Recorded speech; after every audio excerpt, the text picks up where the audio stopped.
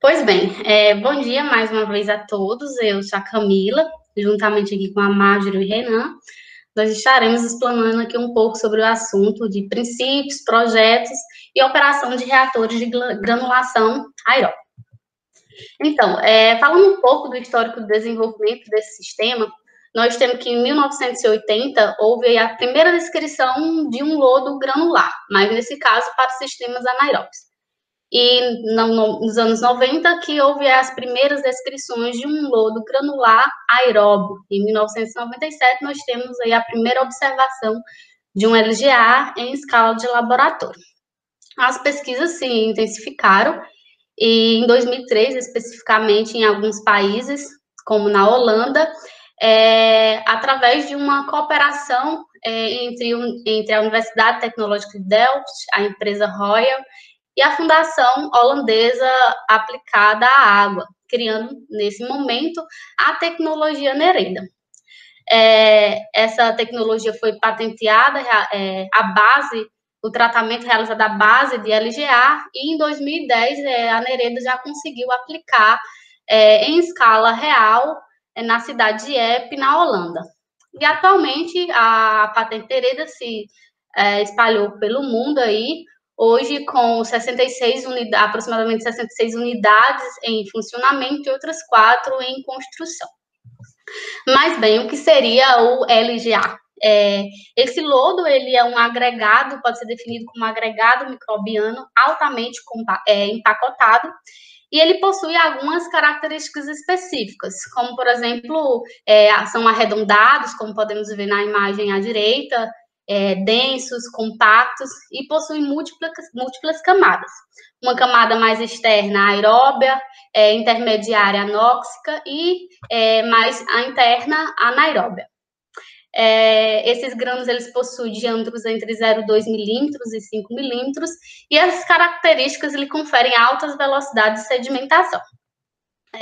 E quais são as vantagens desse LGA frente a outras opções de tratamento? Bem, em relação aos lodos ativados, nós temos uma redução percentual em torno de 20% a 25% dos custos de operação, uma redução de 50% a 75% nos requisitos de espaço, e 23% a 40% menos necessidade de eletricidade. Em um trabalho específico, um dado numérico que eu observei foi 0,17 kWh por metro cúbico para um sistema LGA e 0,33 kWh por metro cúbico para um lodo ativado.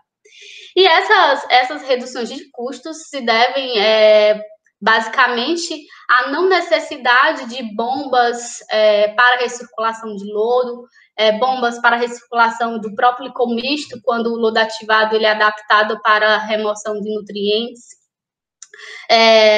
não possui misturadores, não há necessidade de um decantador secundário, pois mais à frente iremos ver que é operado em um único reator, todas as fases. E, frente a outras tecnologias compactas, como os bioreatores de membrana e os IFAs, que são sistemas integrados de lodo ativado de filme fixo, o LGA estima-se um menor uso de eletricidade em torno de 35% a 70%. E também mostra aí uma maior facilidade e flexibilidade operacional. Por isso, há uma maior disseminação do LGA no tratamento de efluentes domésticos.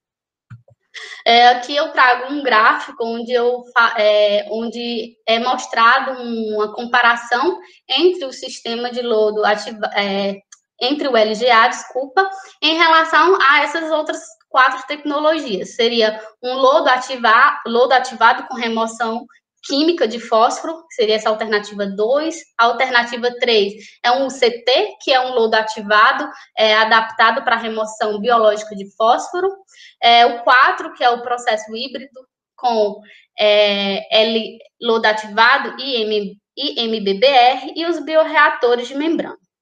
Então, o LGA, em relação à opção 2, obteve uma redução de área percentual de 39% em relação ao CT de 50%, em relação ao IFAS de 13%. Em relação ao MBBR, não houve essa redução, pelo contrário, o MBR,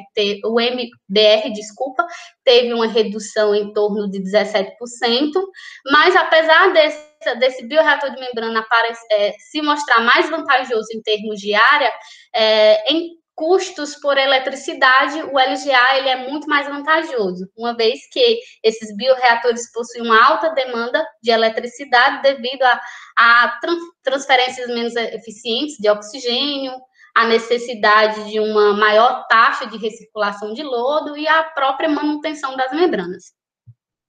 Comparando aqui a biomassa entre esses sistemas, do lodo granular, aeróbio, anaeróbio, lodo ativado, nós observamos algumas vantagens, como maior sedimentabilidade, de 10 a 90 metros por hora, uma maior tolerabilidade e uma produção maior de EPS, que mais à frente discorreremos mais sobre esses EPS. E essas características de cada uma dessas biomassas, ela é dada em função da microbiota específica que existe em cada uma dessas biomassas. Na literatura, nós bem fundamentado aí o lodo ativado, que é formado principalmente por micro-organismos de crescimento rápido, enquanto que o lodo anaeróbio tem principalmente micro-organismos de crescimento lento. Enquanto que o LGA, apesar de ter também micro-organismos aeróbios, eles se assemelham a um lodo anaeróbio, no sentido de que possui uma taxa de crescimento microbiano baixa, um baixo coeficiente de produção celular, e possui aí um fluxo de DQO em direção ao catabolismo. Por exemplo, nós temos que o LGA tem aí uma taxa de crescimento em torno de 0,5 a 1,5 por dia, enquanto que o lodo ativado tem de 4 a 13.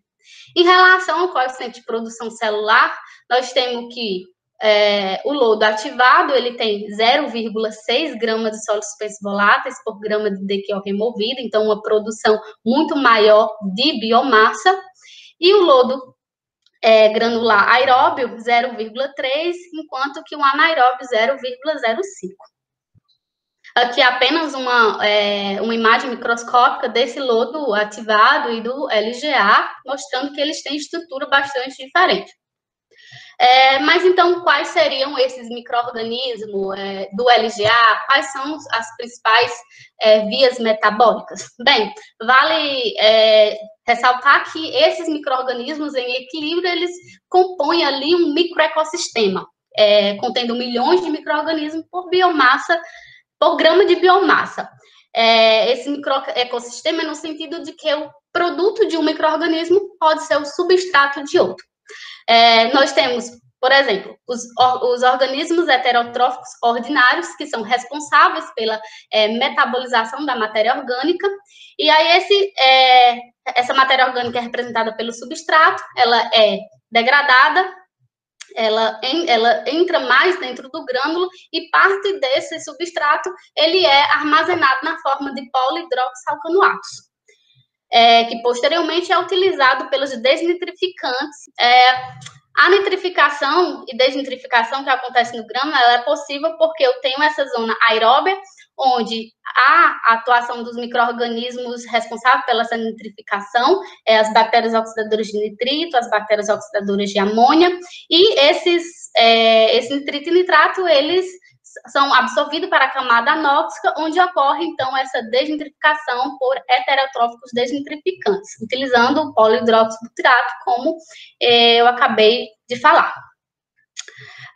Outros micro-organismos presentes também seria possivelmente os anamóxicos, já que, como eu tenho uma predominância de micro-organismos de crescimento lento, esses anamóxicos, então, podem vir a aparecer nesse sistema. Eles realizam, no caso, a oxidação da amônia anaerobiamente, diretamente a N2, utilizando como aceptor final de elétron o nitrito. Quanto aos acumuladores de fósforo, nós temos o seguinte mecanismo. Essas bactérias, elas têm a capacidade de captar o AGV, transformando em polihidroxalcanoato. Nesse processo, parte da energia é advinda da quebra de polifosfato, posteriormente liberando esse polifosfato. Tudo isso na fase anaeróbia. Durante a fase aeróbica, na ausência de substrato orgânico livre, nós temos a utilização do polihidroxialcanoato como fonte de carbono e energia para a manutenção e crescimento das células, e também para a formação de polifosfato, desse modo absorvendo os ionfosfatos que foram anteriormente liberados e mais ainda íons, já que eu tive um crescimento dessa biomassa. Esse mesmo mecanismo pode acontecer em um meio anóxico, e nesse caso, utilizando o nitrito e o nitrato, e além da desfosfatação, eu terei também a desnitrificação. No caso dos micro-organismos acumuladores de glicogênio, que também estão presentes nesse grânulo, eles realizam esse processo semelhante, só que não acumulam esse fosfato, eles acumulam apenas o glicogênio. E aí também podem realizar o acúmulo de glicogênio e a desnitrificação no meio anóxico. Aqui alguns principais grupos e as vias metabólicas da reação, da dielétrica, receptores. E aqui nós temos um resumo dos principais processos metabólicos existentes no grânulo. Podemos observar que em condição aeróbica eu tenho uma maior diversidade de micro-organismos, onde acontece o processo chamado SNDPR, que é o processo simultâneo de nitrificação, desnitrificação e desfosfatação. Já falamos que a composição desse grânulo é dada em três zonas, né? A aeróbia, anóxica e anaeróbia. E essas camadas do grânulos, elas são formadas aí por protuberâncias, e essas protuberâncias são semelhantes a um couve-flor, contém vazios e canais, os quais desempenham um papel-chave no transporte das substâncias, do substrato e metabólitos dentro e fora do grânulo. Essas protuberâncias, elas consistem de bactérias, fungos e, principalmente, aí, EPS. E agora, falando um pouco desses EPS, eles desempenham um papel fundamental aí na formação do grânulo. Mas o que são eles? São produtos metabólitos acumulados na superfície das bactérias, e eles são importantes porque eles alteram as características fisicoquímicas das células, como a carga, a hidrofobicidade, e eles funcionam também como uma espécie de cola. Então, ele favorece a aglutinação ali das células e acelerando o processo de granulação. E qual é a composição? Eles são compostos aí, principalmente por proteínas, como nós podemos observar nessa imagem A, ao longo de todo o grânulo, lipídios e alfa-polissacarídeo, mais concentrados na região externa do grânulo, e beta-polissacarídeos por todo o grânulo. Além disso, eles também possuem ácidos nucleicos, fosfolipídios e ácidos úmicos. Para a formação do grânulo, podemos dizer resumidamente que esse processo ele é uma evolução de um floco semelhante de um lodo ativado, que evolui até o grânulo, o agregado microbiano, como podemos ver nessa imagem. Mas para ocorrer esse processo, é fundamental o processo de pressão de seleção. O que é essa pressão de seleção? É um estresse ocasionado à biomassa que induz a mudanças no comportamento da população desses micro-organismos.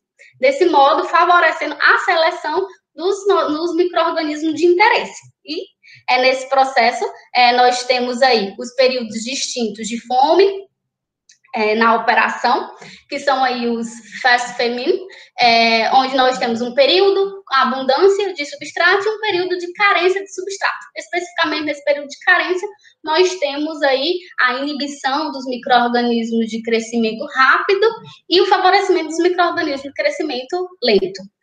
O tempo de sedimentação curto, que é utilizado principalmente para a seleção dos micro-organismos, dos grânulos que possuem melhor característica de sedimentabilidade, a alta intensidade de aeração, que essa alta intensidade de aeração ela é importantíssima para induzir a produção de EPS, assim como outras tensões de cisalhamento, como a relação altura diâmetro do reator e as trocas volumétricas.